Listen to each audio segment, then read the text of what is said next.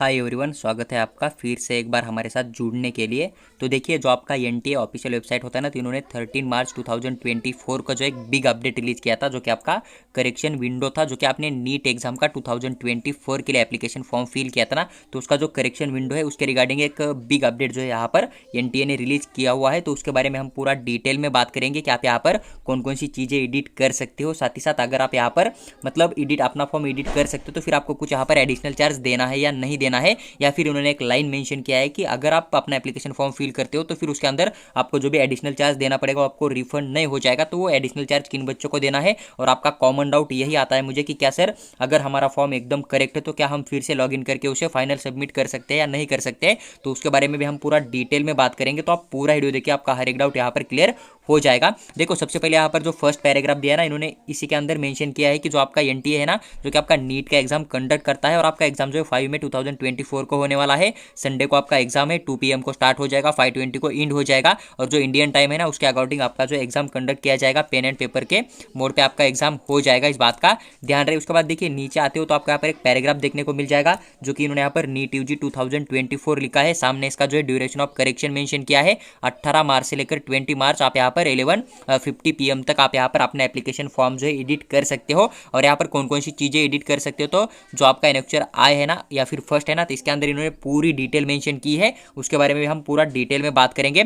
देखो, सबसे पहले आपको क्या करना है, जो कि इनका ऑफिशियल वेबसाइट है, वहां पर जाके आप पीडीएफ डाउनलोड कर सकते हो। फिर इसी वीडियो के अंदर आप पूरा ध्यान से सुनिए, आपको पीडीएफ रीड करने की भी कोई जरूरत नहीं पड़ेगी। देखो, यहाँ पर इन्होंने साफ साफ मेंशन किया है कि आपको जो विंडो ओपन रहेगा ना, तो 20 मार्च 2024 अप टू 11:50 PM तक जो है आपका यहाँ पर एप्लीकेशन फॉर्म का विंडो ओपन हो जाएगा। इस बात का ध्यान रखना है आपको। देखिए, उसके बाद अगर बात करें, देखिए डेडलाइन हो जाएगा या फिर नो फर्दर करेक्शन, आपको यहाँ पर कोई भी चांस नहीं दिया जाएगा। इस बात का ध्यान रहे। अगर मान लीजिए कि इस टाइम के बाद में आप एडिट करना चाहते हो आपका फॉर्म, तो आपका फॉर्म एडिट नहीं हो जाएगा। इसलिए आपको ये टाइम याद रखना है, 20 मार्च 2024 अप टू 11:50 PM तक आपको एडिट करने का चांस दिया जाएगा। उसके बाद एडिट नहीं हो जाएगा। और इन्होंने वही लाइन यहाँ पर मेंशन किया है कि अगर कोई एडिशनल फीस आपको पे करनी है करेक्शन के अंदर अगर रिक्वायर्ड है, तो आप यहाँ पर जो है अपना क्रेडिट कार्ड, डेबिट कार्ड या फिर नेट बैंकिंग यूपीआई के थ्रू आप पे कर सकते हो। देखो, यहाँ पर रेड लाइन के अंदर इन्होंने बहुत अच्छी बात लिखी है। इन्होंने यही मेंशन किया है इसके अंदर कि आपको ये जो फैसिलिटीज मिल रही है ना, कि आप यहाँ पर अपना एप्लीकेशन फॉर्म एडिट कर सकते हो, तो आपको यहाँ पर वन टाइम फैसिलिटीज मिल रही है।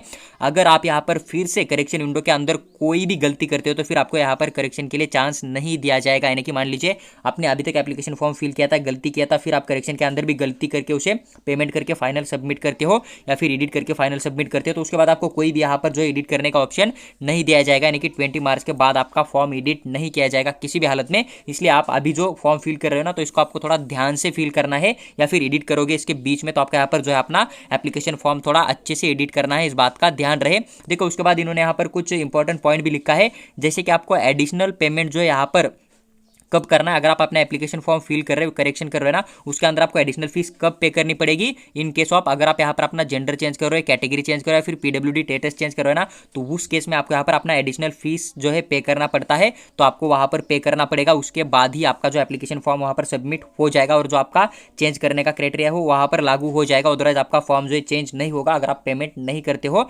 तो इस बात का ध्यान रखना है। और आपका जो पेमेंट है ना, आपको यहाँ पर नॉन रिफंड है, यानी कि जो आपसे एडिशनल चार्ज लिया जाएगा ना, वो आपको रिफंड नहीं मिलेगा। देखो, अभी ये चार्ज किन बच्चों के लिए लागू हो जाएगा। मान लीजिए कि कोई बच्चा है जो कि आपका ओपन कैटेगरी के अंदर आता है, लेकिन इसने क्या किया था, गलती से फर्स्ट पेज में जब एप्लीकेशन फॉर्म फिल किया था ना, तो इसने क्या किया था, अपना कैटेगरी एससी या फिर एसटी से गलती से सेलेक्ट हो गया था, या फिर जो कैफे के ऊपर जाके फॉर्म फिल करते हैं ना, उनसे गलती हो गई थी। तो फिर इस बच्चे ने जो यहाँ पर एप्लीकेशन फॉर्म का जो फीस है एससी एसटी कैटेगरी का पे किया होगा। लेकिन अभी करेक्शन विंडो के अंदर ये बच्चा अपनी एससी कैटेगरी को छोड़ के अपनी जो रियल कैटेगरी है, ओपन कैटेगरी, इसके अंदर अगर एडिट करना चाहता है, तो फिर आपको यहाँ पर जो ओपन कैटेगरी का जो फीस पे करना पड़ेगा। और ओपन कैटेगरी का फीस जो है एससी कैटेगरी से ज्यादा होता है। तो फिर जितना भी अमाउंट यहाँ पर रिक्वायर्ड होगा ना, तो अमाउंट आपको पे करना पड़ेगा। तभी आप यहाँ पर अपनी एससी कैटेगरी से ओपन कैटेगरी के अंदर चेंज कर सकते हो। जब तक पेमेंट नहीं होगा तब तक आपका कैटेगरी यहाँ पर चेंज नहीं होगा। इस बात का ध्यान रहे। देखो, अभी आपके मन में और एक डाउट आ गया होगा यहाँ पर कि सर, अगर हम यहाँ पर एससी कैटेगरी से ओपन कैटेगरी में जा रहे हैं, तो फिर हमें जो एडिशनल फीस है वो पे करनी पड़ रही। लेकिन मान लीजिए कि कोई बच्चा है जिसने की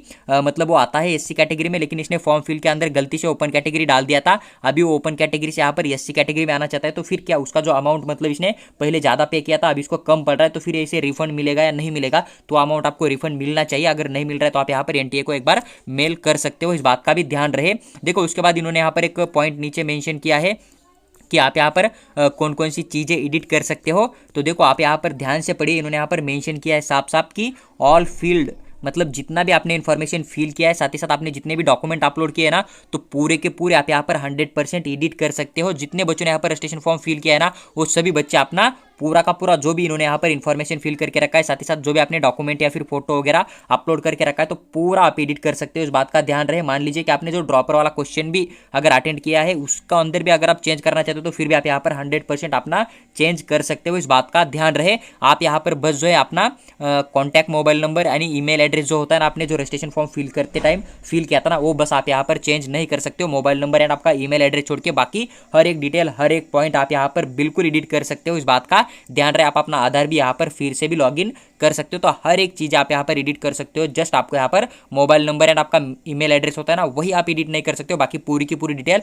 आपका एड्रेस हुआ, आपका नाम हुआ, आपका जो भी इन्फॉर्मेशन ऑथराइज मांगा जाता है ना, आपका 11th-12th का मार्क हुआ, या फिर पीसीबी के अंदर जो आपका स्कोर आता है फिजिक्स केमिस्ट्री बायोलॉजी, या फिर इंग्लिश के अंदर, या फिर 11th के अंदर, या फिर रोल नंबर आपने गलत डाल दिया, या फिर आपने जो भी कास्ट वगैरह डाल दिया ना इन्फॉर्मेशन, वो भी आप यहाँ पर 100% एडिट कर सकते हो। इस बात का ध्यान रहे। देखो जो भी एक इंपॉर्टेंट इन्फॉर्मेशन थी पूरी डिटेल में मैंने आपके साथ शेयर की हुई है। अगर आपको वीडियो अच्छी लगती है तो लाइक कीजिए और चैनल को सब्सक्राइब करके हमारे साथ बने रहिए। और आपका जो लास्ट क्वेश्चन था, जो कि आपने बोला था कि सर अगर हमने अच्छे से फॉर्म फिल किया, हमारे फॉर्म के अंदर कोई भी गलती नहीं है, तो क्या फिर से हमें फॉर्म लॉगिन करना पड़ेगा? तो आपको कोई भी लॉगिन करने की जरूरत नहीं है।